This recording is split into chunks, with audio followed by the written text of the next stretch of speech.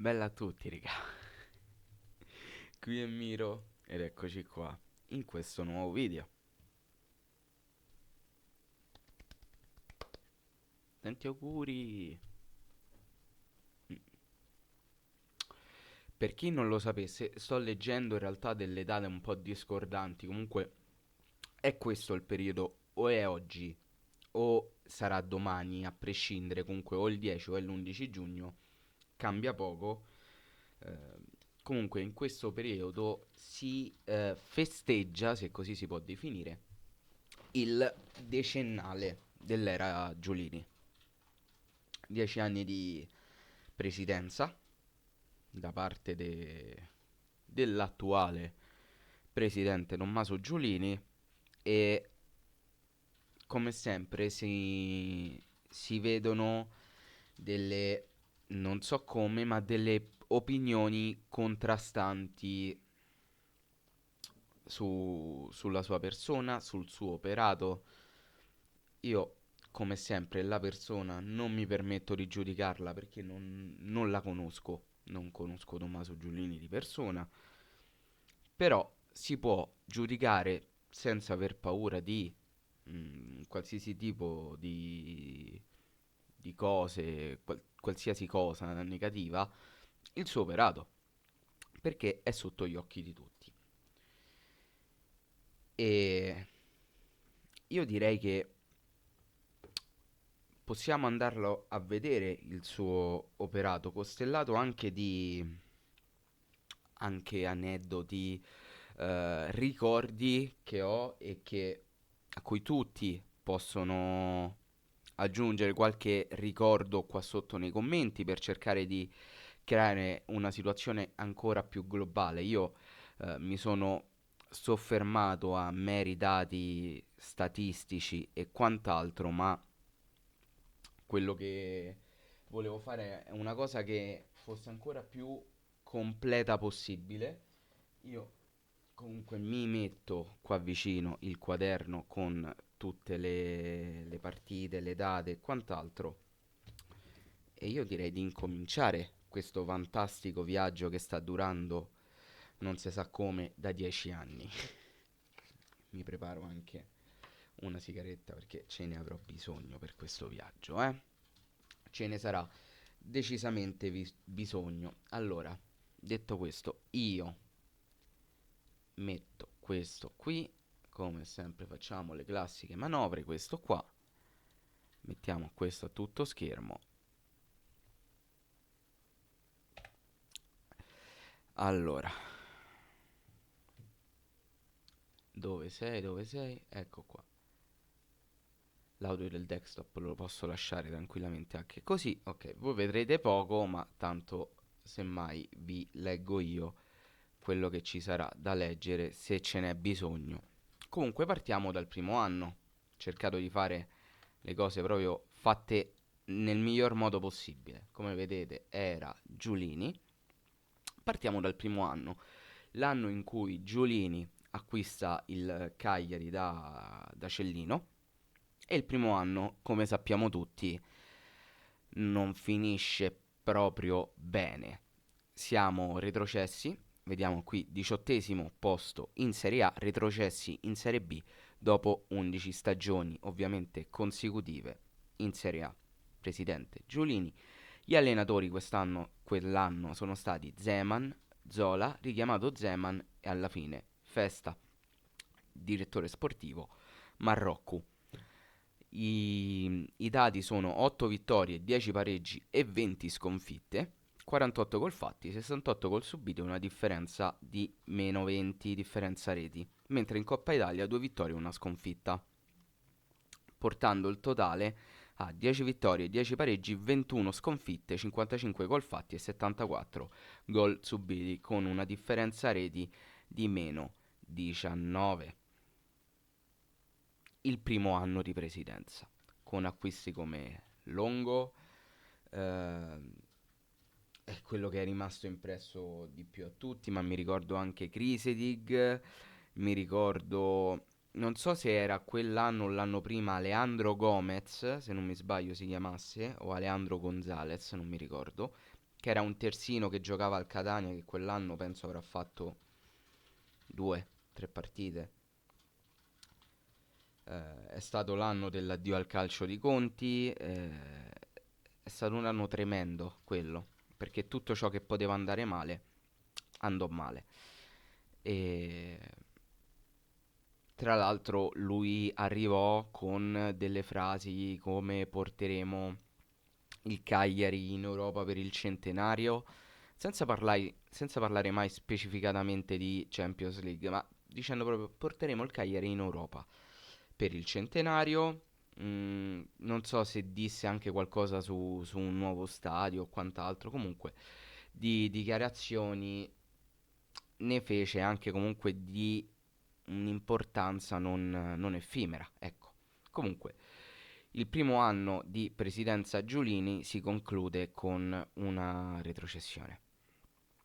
Tra l'altro, Giulini, eh, se non erro, non so se poi questa cosa sia cambiata successivamente in seguito, o se mai sia stata vera, perché effettivamente ho sempre dato retta alle voci, non sono mai andato io in primis a cercare di indagare.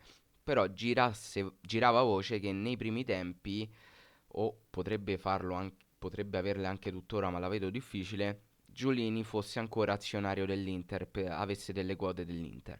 Io non so quanto questo effettivamente sia vero, se sia mai stato vero, fatto sta che ci tengo a citarlo, poi se non è mai stato vero, se comunque eh, al momento attuale è falso, poco importa, l'importante è che io mi auguro sia sempre stata una notizia falsa, però da come girava la voce mi sembra difficile.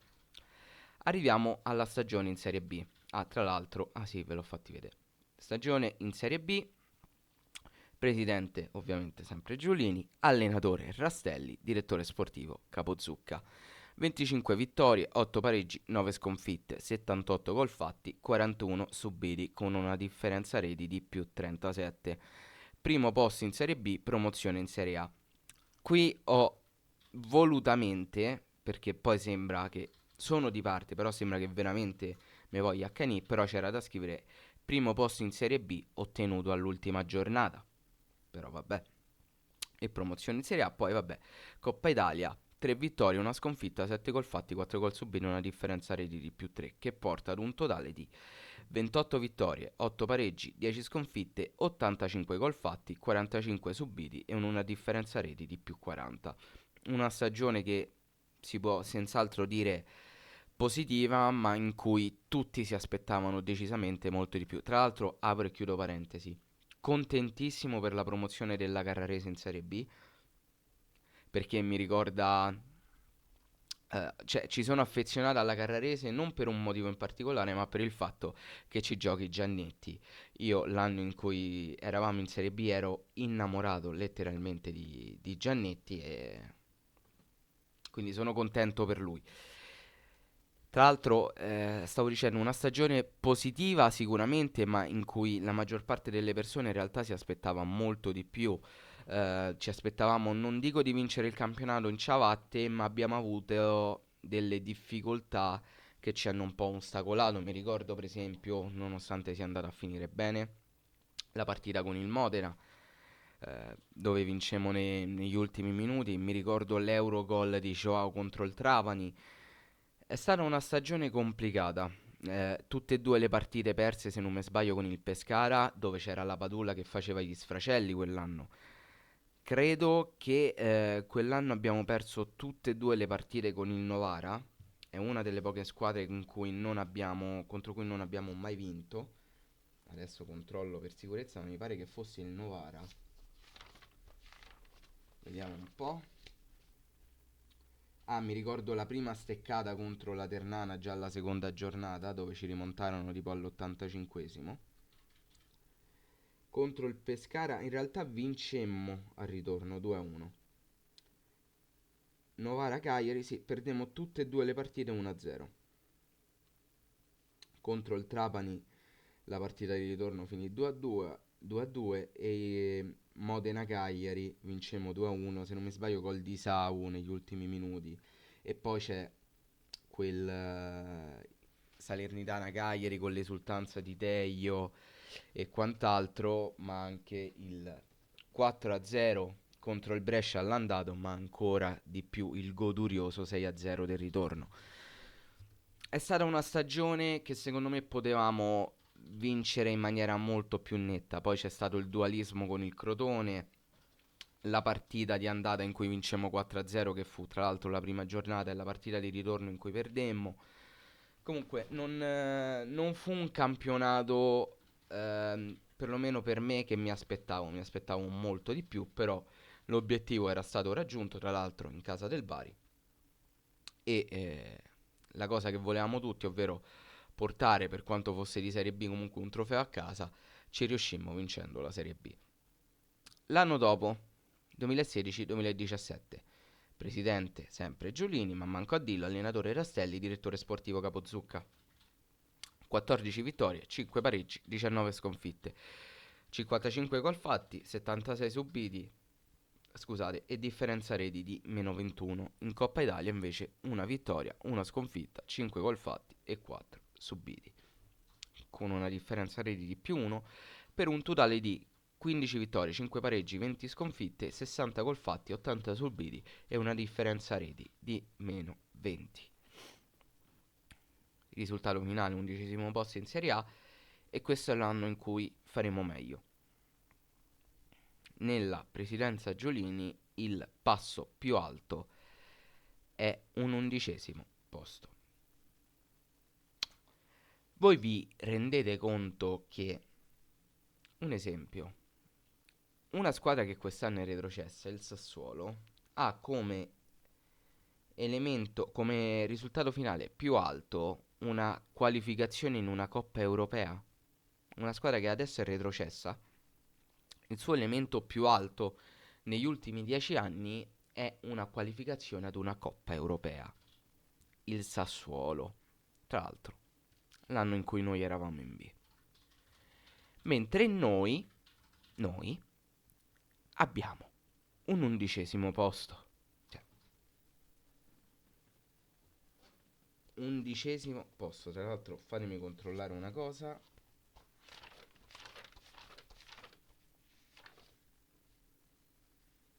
Ok, no, è la stagione dopo, perfetto. Volevo vedere un attimo una cosina. Tra l'altro, giusto per citarveli, nel 2014-2015 il miglior marcatore del Cagliari è stato Marco Sau con 7 gol, il miglior assistman Avelar con 5 assist. In Serie B il miglior realizzatore è stato Farias con 14 gol, ma anche con 13 assist, quindi doppio premio Farias, ragazzi, Farias. Mentre l'anno della risalita in Serie A, questo anno, il miglior marcatore è stato Borriello con 16 gol e il miglior assistman è stato Isla con 7 assist. Veramente quell'anno una rosa fatta come Cristo comanda. Tra l'altro Borriello io non ci avrei puntato un euro, invece si rivelò uomo fondamentale. Tant'è che poi ci fu la clamorosa svolta. Giulini non volle pagare i bonus legati ai gol di Borriello. Io mi sono ritrovato nella condizione di dover difendere Borriello, perché non lo veniamo a scoprire oggi che Borriello è sempre stato abbastanza attaccato al denaro. Lo si può definire mercenario, ma non mi spingerei a dire più di tanto, perché dobbiamo sempre ricordarci che per loro è un lavoro. Borriello era a Cagliari da nemmeno un anno. Giustamente, se nel contratto non è che è stato un accordo, nel contratto c'è scritto che tu mi devi un bonus legato ai gol e io raggiungo quella cifra, tu quel bonus me lo devi pagare. Giulini ebbe la bella idea di non pagarglielo fino a quando la situazione non diventò insostenibile, e se non mi sbaglio Giulini alla fine cedette, gli pagò questo bonus e Borriello donò questo bonus, se non mi sbaglio, comprando dei defibrillatori, non mi ricordo per chi. Comunque alla fine la situazione si concluse nel migliore dei modi, ma diciamo che la, non ci ha fatto una bellissima figura. Tra l'altro mi sono ricordato adesso che io vi sto a far vedere questo, ma c'era anche qua la pagina di Wikipedia. Quindi andiamole a vederle un attimo così. Quella del 2014-2015 la salterei a pie pari. Queste sono anche la rosa della stagione 2015-2016. Tra l'altro, per curiosità, adesso dov'è Colombatto? A Real Oviedo, ok. Piccola curiosità.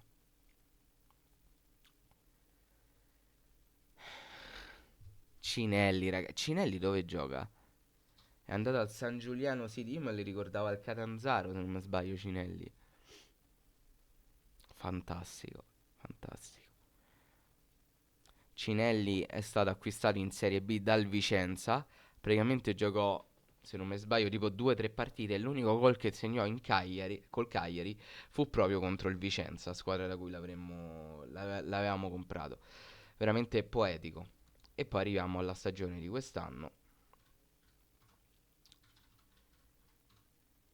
Cioè alla stagione di cui stavamo parlando, tra l'altro con una delle divise più belle, che è questa qua, che il Cagliari avesse mai avuto. Questa più o meno, è la rosa che avevamo quell'anno. Questo è il calciomercato, senza andare troppo a indagare e quant'altro. Tra l'altro qui c'è la famosa traversa o palo presa da Giannetti che stroncò probabilmente la sua carriera in Serie A. Comunque, arriviamo alla prossima stagione, che è una delle mie preferite, se così si può definire. 2017-2018 terminata con un 16° posto, salvi all'ultima giornata in Serie A, salvi all'ultima giornata di Serie A in cui vincemmo 1-0 contro l'Atalanta, ma ci tengo a specificare che in realtà in quella giornata sì, abbiamo vinto, ma se anche avessimo pareggiato o perso, ci saremmo salvati comunque perché per una serie di risultati combinati, me lo ricordo perché stavamo facendo la live, il Cagliari si sarebbe salvato a prescindere, quindi il Cagliari ha vinto, però in realtà si è salvato grazie agli altri anche questa volta.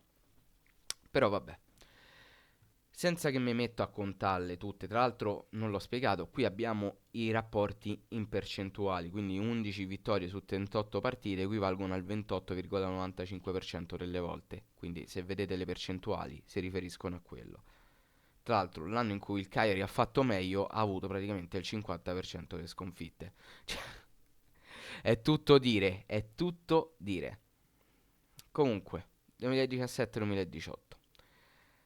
Guardate voi, giudicate voi, vi dico solo il totale d'ora in poi: 12 vittorie, 6 pareggi, 22 sconfitte, 35 gol fatti, 64 subite, differenza reti di meno 29. Guardate a quanto stiamo? Quasi 20 minuti di video, minchia. Presidente, lo dite voi. Allenatore Rastelli con Lopez e subentrato direttori sportivi Rossi e Carli. Ah, ah, che bellezza. Perché stavo aspettando quest'anno? Allora, tralasciando che questo anno è l'anno di quella partita, voi direte quale partita? Questa qua.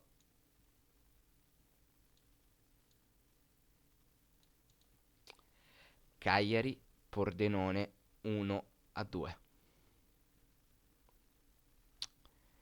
Penso che questo sia uno dei gradini più bassi toccati dal Cagliari, ma un qualcosa di imbarazzante, veramente imbarazzante.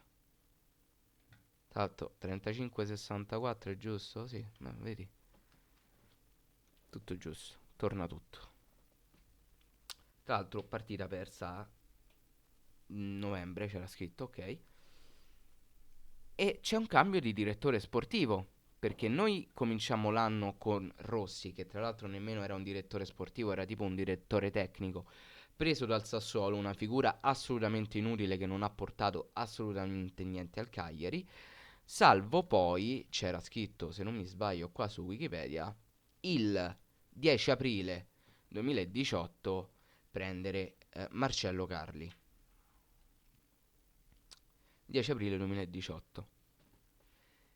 10 aprile 2018.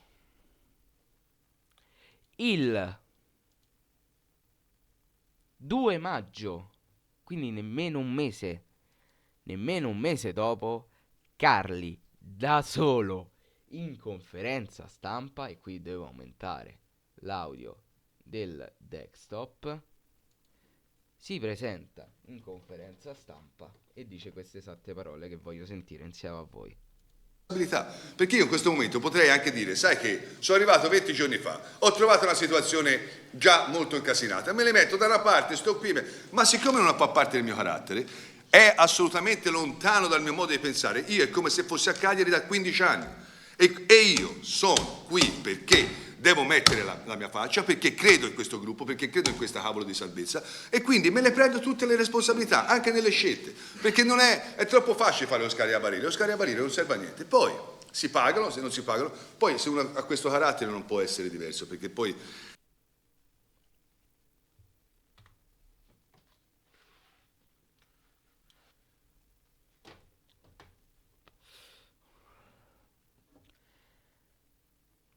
Io penso che sia tutto dire, no?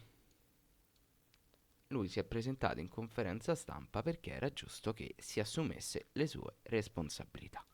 Uno che era lì da 20 giorni, che Rastelli Lopez, ok, quando c'è stato il 18 ottobre 2017 c'è stato il cambio di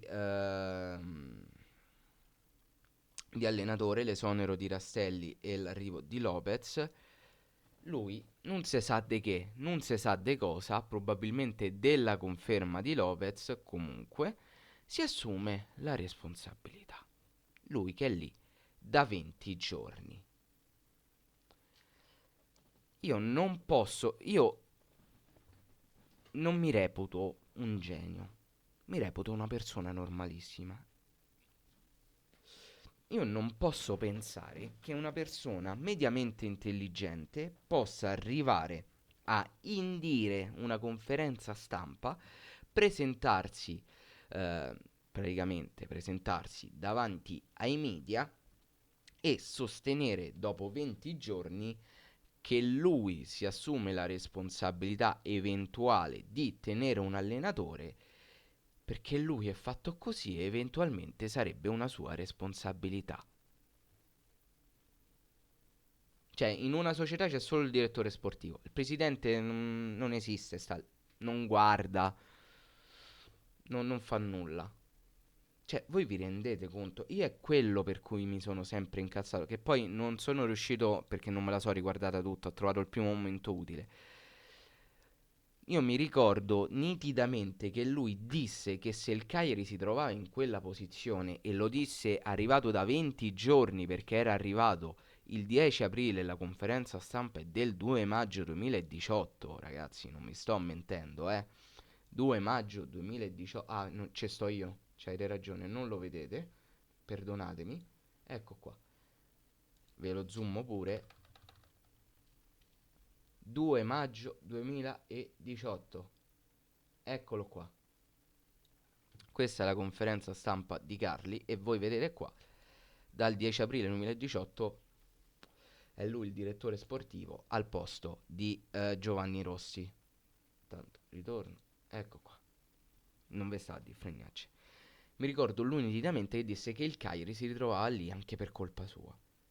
Com'è possibile? Cioè, che influenza avrebbe avuto visto che lui non ha nemmeno fatto il mercato? Cioè, ma di cosa stiamo parlando? Questo è quello che ci ha portato la dirigenza, la dinastia, se così la possiamo definire, Giulini. L'era Giulini ci ha portato a questo tipo di scenari, a questo tipo di pagliacciate. Gente arrivata da 20 giorni che non sa manco chi cazzo sta allenando, chi cazzo deve dirigere, presentarsi in conferenza stampa e dire sono io il responsabile. Ecco perché per forza di cose poi uno pensa che ogni volta il prossimo allenatore sarà sempre uno che fungerà da parafulmine, perché lui ha bisogno di questo. È evidente, è palese come non gli piacciono le critiche. Ma io penso che i dati parlino da soli. Comunque, senza soffermarci troppo, andiamo avanti. Tra l'altro non ho citato qua nel 2016-2017 ci fu una vera e propria epopea di risoluzioni consensuali, addio a parametri zero, un macello incredibile, incredibile. Passiamo poi all'anno successivo. Quest'anno penso sia stato veramente uno dei peggiori. 2018-2019. Presidente Giulini, allenatore Maranna, direttore sportivo Carli. Nulla di eclatante da citare. Andiamo a vedere anche il calciomercato, così per farvelo vedere.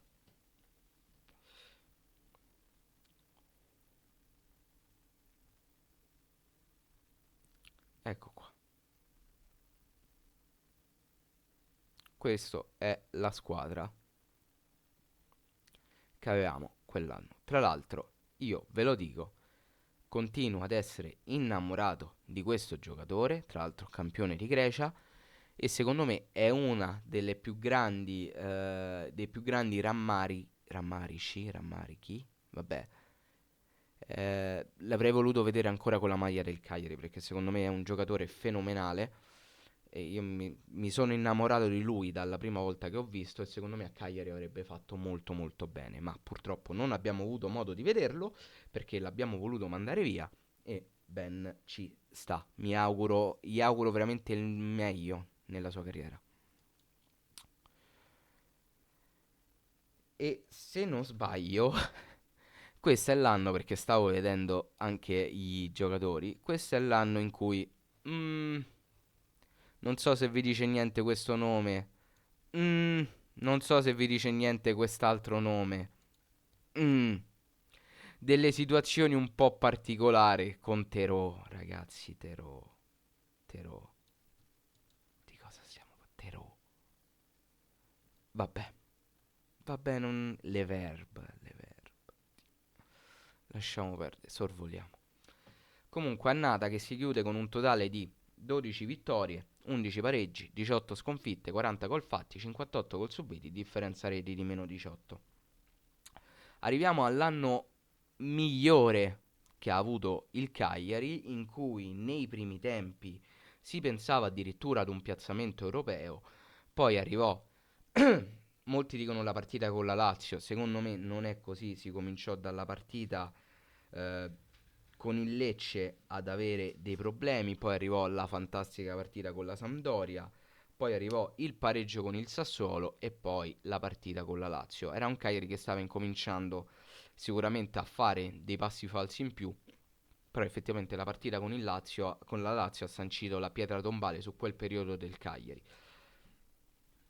È un periodo particolare in cui si vedono conferenze stampa con Cicarini, Pavoletti, succede di tutto e di più anche qui e il presidente non si vede mezza volta. Stagione che viene iniziata con Maran e qui succede una cosa molto carina, a cui io avevo già fatto vedere ma voglio far rivedere. Allora, conferma Maran marzo 2020.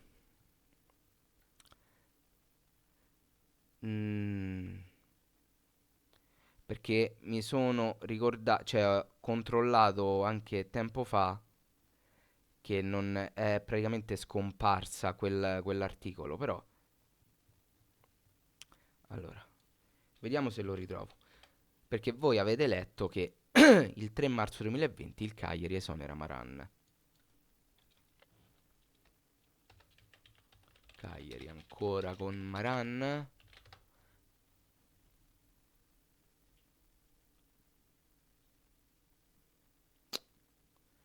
Lo devo ritrovare.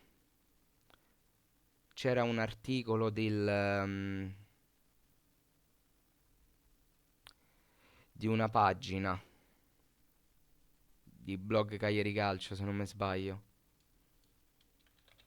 Blog Cagliari Calcio, Maran, marzo 2020. Ecco, 2 marzo 2020. 2 marzo 2020. Avanti con Maran.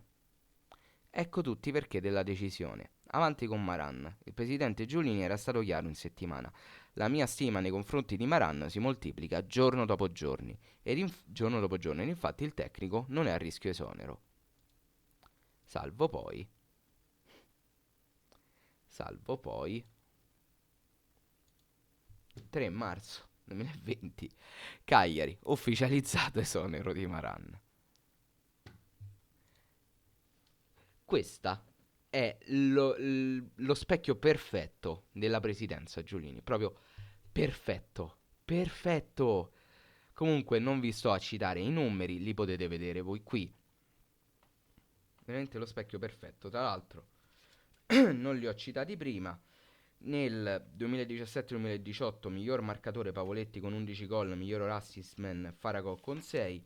Nel 2018-2019 miglior realizzatore Pavoletti con 16 e miglior assist man sono 2 Barella e Serna, entrambi con 4 assist.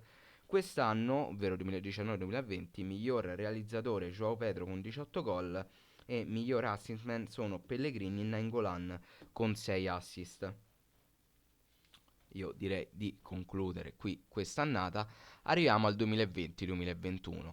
Cagliari che vuole cominciare in pompa magna con Di Francesco partire con un progetto, tra virgolette, nuovo che si rivelerà uno dei più fallimentari di sempre. Un Cagliari che continua a ringraziare Semplici per la salvezza, ma io vi continuo a dire che il merito è tutto del Benevento che si è suicidato. Perché il Cagliari arrivò a giocare la penultima giornata contro il Milan da squadra già salva, non grazie a quello che aveva fatto Semplici, ma a quello che aveva fatto il Benevento, che aveva deciso di buttare tutto all'ortiche dopo la partita vinta con, mm, con la Juve, che da lì in poi fece un campionato disastroso. Sicuramente Semplice ha influito in maniera positiva, non gli si può dire di no, ma da qui a dire che il merito è stato di Semplici, no, il merito è stato del Benevento che ha deciso di suicidarsi.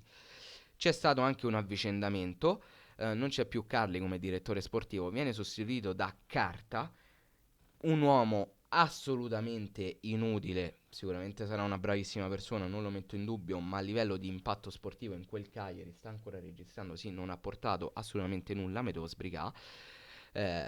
Capo Zucca prese le redini di quella squadra e una stagione, tra l'altro qui vede 50% di sconfitte, terminata con 11 vittorie in totale, 10 pareggi, 20 sconfitte, 47 gol fatti, 63 subiti, differenza totale di meno 16. Miglior marcatore Joao Pedro con 16 gol, miglior assist man Marin con 6. Arriviamo all'anno della retrocessione. Qua, tra l'altro, qua vedete 16esimo posto in Serie A. Giulini, presidente, allenatori semplici Mazzari Agostini, direttore sportivo Capozucca. Quando tornò Capozucca tutti erano fiduciosi del fatto che si potesse far bene perché Capozucca se n'era andato anni prima dal Cagliari proprio per dei diverbi con il presidente. Il problema è che quando è tornato abbiamo capito che in realtà anche lui, diciamo, era diventato, non dico succube del presidente, ma diciamo non era più il Capozucca di anni fa, perché Semplici venne esonerato se non mi sbaglio dopo 3-4 giornate, Mazzarri fece la gran parte del campionato con la famosa esclamazione siete uno spogliatoio di vermi e quant'altro, eccetera eccetera. Godin, se non mi sbaglio, quell'anno se ne andò dicendo, poi non si è più fatto sentire, che comunque quello spogliatoio aveva problemi, la dirigenza ha fatto delle cose che non andavano fatte, eccetera eccetera.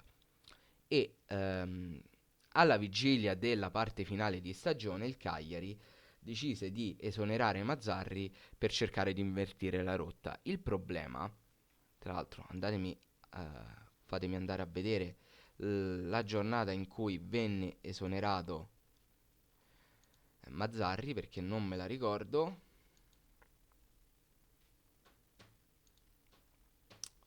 Ok, alla terza giornata venne esonerato Semplici. Alla 35esima giornata venne esonerato Mazzarri. Quindi Mazzarri venne esonerato dopo la partita con il Verona. E il Cagliari doveva giocarsi innanzitutto lo scontro salvezza con la Salernitana, la partita contro l'Inter e lo scontro finale contro il Venezia. La partita con la Salernitana la stavamo perdendo, poi fortunatamente Altare ci portò in pareggio e pareggiamo quella partita. Contro l'Inter non c'era partita. E la partita con il Venezia, che poi è successo quello che è successo. Tra l'altro, infatti, qua ho scritto 18° posto, retrocessione in Serie B all'ultima giornata contro una squadra già retrocessa. A me la cosa che mi diede fastidio di quell'anno fu Capozucca che si presentò in conferenza stampa dicendo abbiamo scelto Agostini perché puntiamo su di lui, quando è evidente, visto che era uno che non ha mai allenato in Serie A, ma che conosceva l'ambiente e quindi molto caro ai tifosi, quindi questo cosa vuol dire? Parafulmine. La bugia detta da Capozucca, secondo me non per volere suo, ma per volere proprio del presidente, di avere un parafulmine e che è evidente che non ha senso puntare su uno che non ha mai allenato in Serie B e che in quel momento stava allenando la Primavera. Era ovviamente l'unico papabile perché chiunque avessimo provato ad ascoltare ovviamente ci diceva di no, come era logico che sia, perché nessuno voleva venire a Cagliari per cercare di risollevare una situazione che era impossibile da risollevare. Quindi l'unica opzione era quella di prendere un traghettatore e fu scelto Agostini. Agostini, tra l'altro, poi venne esonerato da chi? Da Daniele Conti. Per volere dello stesso Conti? Dubito fortemente visto che hanno giocato 10 e passa anni insieme al Cagliari. Infatti, tant'è che dopo che il capitano esonerò Agostini, decise di lasciare la società. Adesso non mi ricordo se venne licenziato o se ne andò lui, ma per far abbandonare uno come Daniele Conti dal Cagliari vuol dire che qualcosa c'è sotto, decisamente. Comunque, d'ora in poi andiamo a vedere i numeri. La stagione in Serie B, presidente sempre Giulini, allenatore Liverani, Pisacane e Ranieri. Pisacane per una partita sola, vabbè, tra l'altro non mi ricordo se era lui o Muzzi, però uno dei due comunque. Direttori sportivi Capozucca e Bonato, anche Bonato uno che proprio fa del carisma e della personalità il suo punto forte, ma va bene. Pupazzi, parafulmini, questo è quello che serve al Cagliari, l'abbiamo capito, ce lo sta dicendo la presidenza Giulini. I numeri di questa stagione sono 16 vittorie, 15 pareggi, 9 sconfitti, 53 gol fatti, 37 subiti, differenza reti di più 16. E la stagione appena finita. 10 vittorie, 12 pareggi, 19 sconfitte, 47 gol fatti, 74 subiti e una differenza reti di meno 27. Tra l'altro l'anno, l'ho detto, nel 2020-2021 João Pedro miglior marcatore con 16 gol e Marin 6 assist, miglior assistman. L'anno delle retrocessioni João Pedro miglior marcatore con 13 gol, miglior assistman Marin con 6 gol. E tra l'altro voi qui vedete una cosa che cambia relativamente di poco perché io qua non ho incluso i playoff. Se volessimo includere i playoff è sparito il coso dei playoff. Ah no, è tornato indietro, eccolo. Se volessimo includere il coso dei playoff, questo sarebbe il risultato. 18 vittorie, 17 pareggi e 8 sconfitte con 57 gol fatti e 38 subiti. Quindi cambierebbe veramente di poco, bisognerebbe aggiungere 3 vittorie qua, 2 pareggi qui, cambierebbe veramente di poco e 7 gol. Arriveremmo qua a 60 e qua a 40. Cioè, cambierebbe veramente di pochissimo. Comunque, io non ce l'ho messe perché i playoff non fanno parte della regular season, quindi anche nel computo finale, perché ci sarà un computo finale, non verrà tenuto conto dei playoff. Comunque, quinto posto ottenuto in Serie B, accesso playoff successivamente vinti. Quell'anno miglior marcatore la Padula con 21 gol e miglior assistman Nandez con 5 gol. Passiamo alla stagione appena conclusa. Giulini, Ranieri, Bonato e servono parecchi anni per vedere un, una striscia così senza avvicendamenti, perché qua ci sono avvicendamenti, qua ci sono avvicendamenti, qua ci sono avvicendamenti, qua ci sono avvicendamenti. Ecco, dal 2018 al 2019 qua ci sono avvicendamenti 2016-2017 e 2015-2016. Qua ci sono avvicendamenti. Cioè su 10 stagioni solo 3 sono andate a finire bene senza cambi in corso. E anche questa la dice lunga. Infatti siamo arrivati a 40 minuti, cioè mamma mia, mamma mia. E questa stagione miglior marcatore Viola con 5 gol e miglior assistman Luvumbo con 6. Totale. Andiamo a vedere il totale dell'era Giolini. E è paradossale quello che vi sto per dire, ma è incredibile come in realtà mi aspettavo. Cioè, io ero convinto che i dati fossero. Non so nemmeno come spiegare. Ve li faccio vedere. Ve li faccio vedere. 135 vittorie, 101 pareggi e 176 sconfitte. 42, il 42,72% delle partite giocate da Giulini, o comunque nella presidenza Giulini, sono delle sconfitte. Il 32,77% delle vittorie sono, cioè il 32,77% delle partite sono vittorie, il 24,51% delle partite sono dei pareggi, con 519 gol fatti, 628 subiti e una differenza reti di meno 109. E sapete qual è la cosa bella? È che io penso che siano pure numeri eccessivamente positivi. Credo che influiscano parecchio le stagioni in Serie B.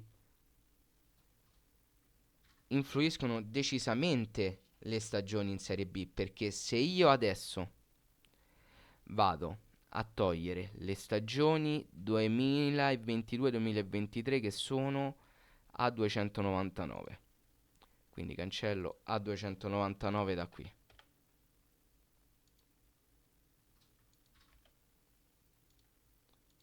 Quindi qua C299 lo levo e facciamo praticamente solo quelle in Serie A.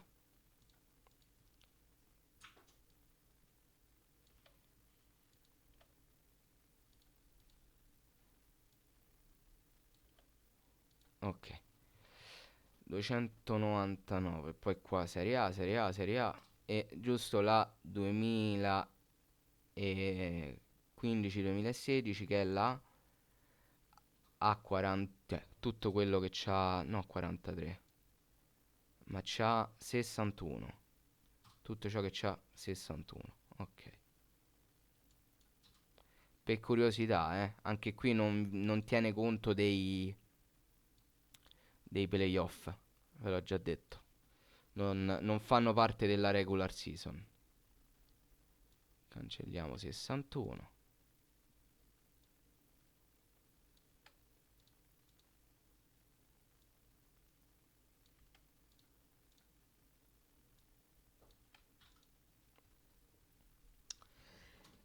Ecco, solo questo è il rendiconto della stagione, cioè delle stagioni in Serie A con Giulini, 91 vittorie, 78 pareggi, 157 sconfitte, quasi il 50% delle partite, 381 gol fatti, 546 subiti, con una differenza reti di 165.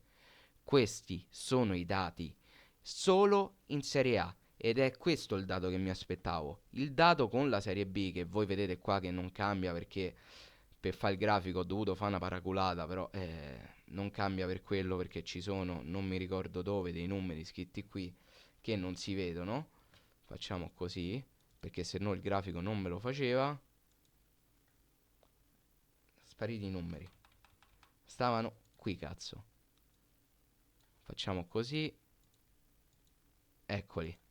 L'avevo messi qui per fare il grafico. Infatti, se cancello uno di questi, il grafico si sminchia tutto. Cioè, vi rendete conto? Vi rendete conto? Sta ancora registrando, sì.